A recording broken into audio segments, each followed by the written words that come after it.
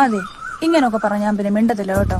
ദേ മാധുരി വരുന്നുണ്ട്, ഞാൻ പിന്നെ അങ്ങോട്ട് വിളിക്കാം. അങ്ങനെ വെക്കല്ലേ മുത്തേ, അമ്മ രണ്ടും കൂടി പ്ലെയിൻ ശ്രീലങ്ക പോകുന്ന ഞാൻ സ്വപ്നം കണ്ട്. ഓ, കാണുമ്പോ വല്ല മലേഷ്യ സിംഗപ്പൂരൊക്കെ കാണാൻ മേലെ. ഈ ഉള്ളിവിടെ പോലെ തൂങ്ങിടക്കുന്ന ശ്രീലങ്ക എനിക്ക് പണ്ട് ഇഷ്ടമില്ല.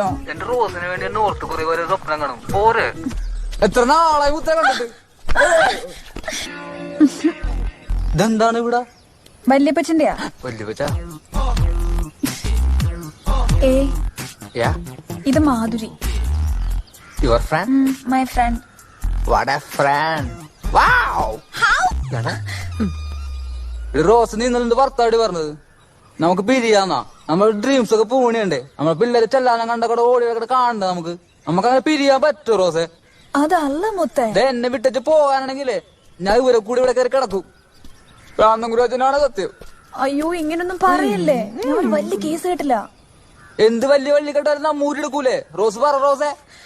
കസ്പറ്റേഷൻ എന്റെ പേരിൽ 5 കേസ്, എന്റെ അമ്മച്ചേരിൽ 8 കേസ് ഉണ്ടെന്നേ. നമുക്ക് മുറ്റു വക്കീലുണ്ടെന്ന് നമ്മ നോക്കൂലേ? മുത്തു പോയി ജഡ്ജിനെ വെട്ടിട്ട് വാ, നമ്മ ഇറക്കൂലേ? എനിക്കിപ്പോ പഴയതുപോലെ വർക്കില്ല. അങ്ങനെയാണ് നമുക്ക് കെട്ടിയിട്ട് റോസാ ലോഡ്ജ് പാടിയപ്പോ ജോബ് അവിടെ കണ്ടിന്യൂ ചെയ്താ നമുക്ക് ലൈഫ് അടിപൊളിയായിട്ട് മുന്നോട്ട് കൊണ്ടുപോവാ. എനിക്കും പ്രോബ്ലം ഇല്ല, റോസിന്റെ മദറിലേക്കും പ്രോബ്ലം ഇല്ല. എന്ത് പറയുന്നു? നാറി, ഇത് കോട്ടയാ. അതിന്റെ ഇടയിലൊരു ഇട്ട എടുത്ത് മാറ്റിയിട്ട് നിന്റെ അളങ്ങരിഞ്ഞ് പട്ടിക്കിട്ട് കൊടുക്കും കേട്ടടാ.